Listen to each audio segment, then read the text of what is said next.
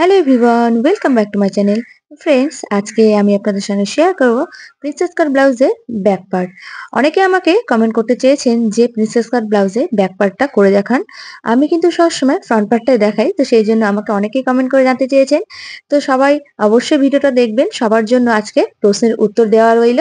তো আমি কিন্তু আজকে ব্যাক পার্টটার সূত্রের সাহায্যেই দেখাবো, যেমন ভাবে আমি ফ্রন্ট পার্টটা দেখিয়ে থাকি সেম ভাবেই কিন্তু আমি ব্যাক পার্টেরও এই সূত্রের সাহায্যে করব। তো দেখতেই পাচ্ছেন আমি ঝুল নিয়ে নিয়েছি 13, ছাতি নিয়েছি 32, পুট নিয়েছি 12। মোহরাটা আমি নিয়ে নিই, মোহরাটা আমি ছাতির থেকে বের করে নেব। তারপরে কোমর নিয়েছি 28 আর পেছন গলা নিয়েছি 9। তো পুরো সূত্রের সাহায্যে কিন্তু আমি দেখাবো। তো দেখুন, এটা হচ্ছে আমার ফ্রন্ট পার্ট। তো যারা যারা আমার ফ্রন্ট পার্টের এই ভিডিওটা দেখেননি, অতি অবশ্যই কিন্তু আপনারা এই ভিডিওটা দেখে নেবেন। আমি ডেসক্রিপশনে লিঙ্কটা অতি অবশ্যই দিয়ে রাখবো। তো দেখতেই পাচ্ছেন এখানে কিন্তু আমি সূত্রের সাহায্যেই দেখিয়েছি। তো সেই জন্য অনেকেই কমেন্ট করেছেন যে ব্যাক পার্টটা দেখাতে। তো সেই জন্য আমি ব্যাক পার্টের ভিডিও নিয়ে চলে এসেছি। দেখুন, আমি যেভাবে বাঁদিকে লিখে নিয়েছি সেভাবেই কিন্তু ডান দিকেও লিখে নেব। আর এইভাবেই কিন্তু আমাদের সূত্রের সাহায্যে উত্তরগুলো বের করে নেব। তো দেখুন, ঝুল নিয়েছি আমি 13। তো সেম ভাবেই কিন্তু আমি ঝুলটা 13 এই পাশে লিখে নেব। এখন আমরা সূত্রে ফেলবো। তো আপনার ঝুল যাই থাকুক না কেন, তার সঙ্গে আপনি অবশ্যই এক যোগ করবেন। এখানে আপনার 13 জায়গায় 12, 14, 15, 16 যাই থাকবে, শুধুমাত্র তার সঙ্গে এক যুক্ত করে দেবেন, ঠিক আছে?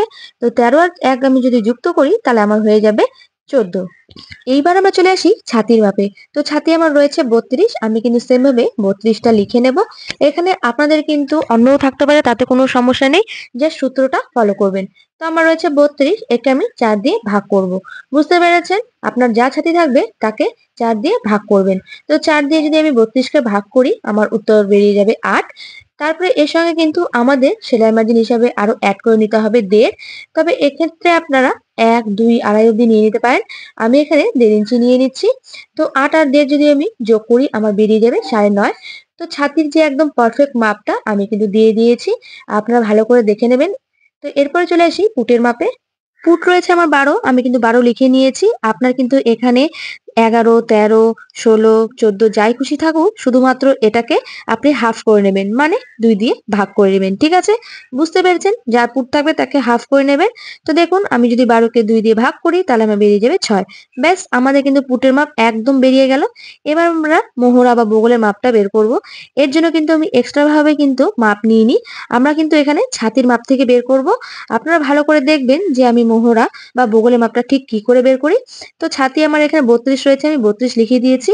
এখানে আপনার যদি ছাতির জায়গায় 30, 28, 34, 36 থাকে, সেটাই লিখে নেবেন। তো আপনার ছাতি যা থাকবে তাকে শুধুমাত্র 4 দিয়ে ভাগ করে দেবেন, বেরিয়ে যাবে আপনার উত্তর। তো আমার এখানে বেরিয়ে গেল 8। তো এখানে আমাদের আরেকটা সূত্র প্রয়োগ করতে হবে।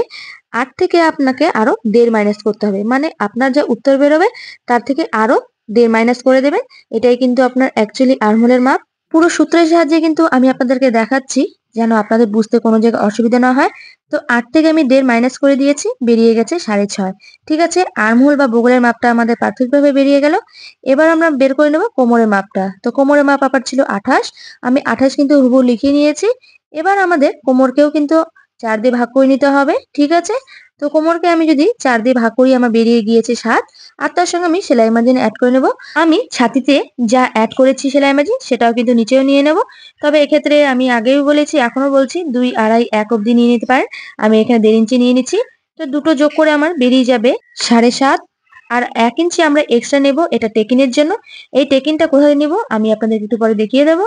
তারপর রয়েছে পেছনের গলার মাপটা। তো এখানে আমি 9 ইঞ্চি নিয়েছি। আপনার কাস্টমার যা বলবে তাই নিয়ে নেবেন। এখানে কোনো কিছু সূত্রের প্রয়োগ করতে হবে না, ঠিক আছে? তো দেখতেই পেলেন আমি মাপ দিয়ে কি করে সূত্রের সাহায্যে উত্তরগুলো বের করে নিয়েছি। আর এই উত্তর দিয়ে কিন্তু আমি আপনাদেরকে ড্রয়িং করে দেখাবো। তো আপনারা যারা ব্লাউজ শিখতে চান তারা কিন্তু এই সূত্রগুলোকে অবশ্যই ফলো করবেন। তাহলে দেখবেন আপনাদের কিন্তু ব্লাউজ বানাতে কোনো রকমের অসুবিধা হবে না। পারফেক্ট ফিটিং ভাবে কিন্তু আপনারা ব্লাউজ বানিয়ে ফেলতে পারবেন। তো চলুন এবার ড্রয়িং করে দেখাচ্ছি।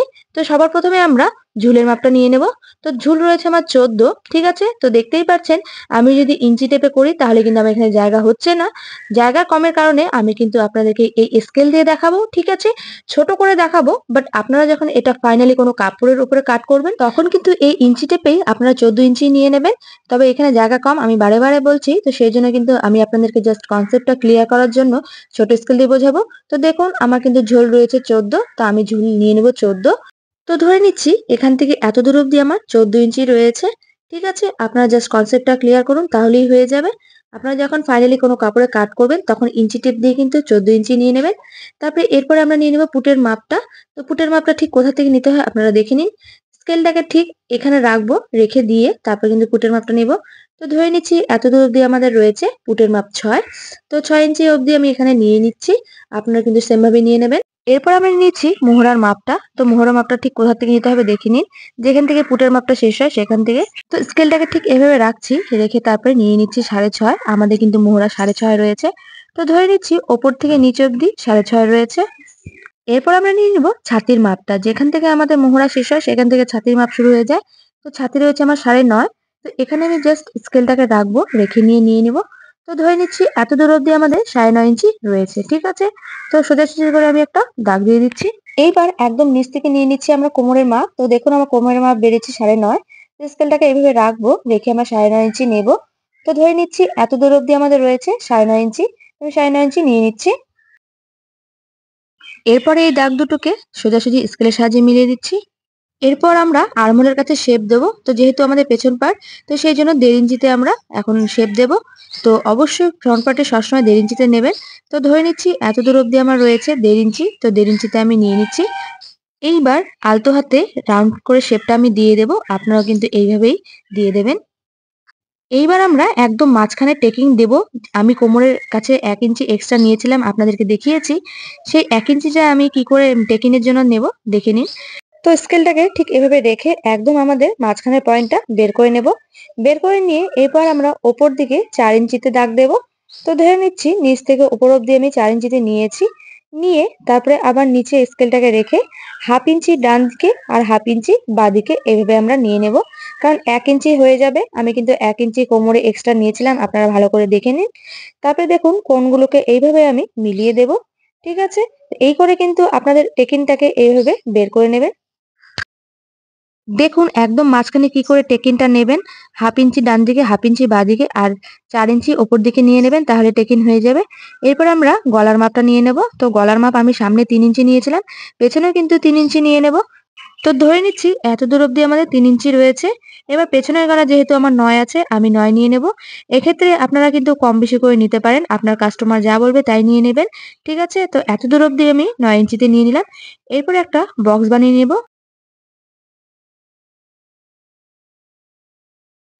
এরপরে রাউন্ড একটা ডিজাইন দিয়ে দেবো। এখানে আপনাদের পছন্দ অনুযায়ী ডিজাইন দিয়ে দিতে পারেন। এখানে আমি একটা রাউন্ড ডিজাইন দিয়ে দিচ্ছি। তো দেখতেই পাচ্ছেন কত সহজে আমি আপনাদেরকে এই ব্যাক পার্টের কাটিংটা করে দেখালাম। আশা করছি আপনারা একদম বুঝে গিয়েছেন। পুরো সূত্রের সাহায্যে কিন্তু দেখিয়েছি। আপনারা ভালো করে বুঝে নিন। আর যদি কোথাও বুঝতে অসুবিধা হয় তাহলে অবশ্যই কমেন্টের মাধ্যমে জানাবেন। অবশ্যই আমি আপনাদের পাশে থাকবো। ঠিক আছে? এবার আমি ওপর থেকে নিচ অব্দি কোথায় কি নিয়েছি ভালো করে দেখিয়ে দিচ্ছি। তো দেখুন ওপর থেকে একদম নিচ অব্দি আমি নিয়েছি ঝুল 14, সেটা লিখে দিচ্ছি যাতে আপনাদের বুঝতে একদম সুবিধা হয়।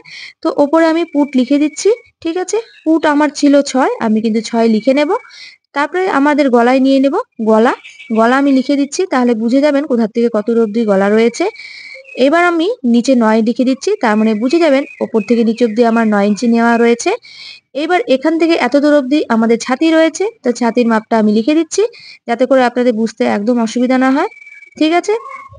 ছাতি আমার ছিল 9.5, লিখে দিয়েছি। এরপরে দেখুন ওপর থেকে নিচ অব্দি আমাদের ছিল মোহরা বা বগলের মাপটা, এটাও লিখে দিচ্ছি। ঠিক আছে? তো বগল আমার ছিল 6.5, তো সেটা আমি লিখে দিচ্ছি।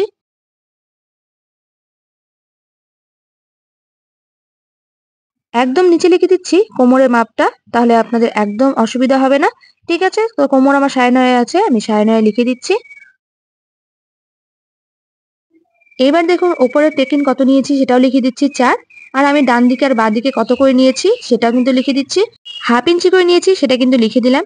তো দেখতেই পেলেন 32 সাইজ প্রিন্সেস কাট ব্লাউজের ব্যাক পার্টটা কিন্তু আপনাদেরকে সূত্রের সাহায্যে পুরো ড্রয়িং করে দেখিয়েছি। আশা করছি আপনারা একদম বুঝে গিয়েছেন।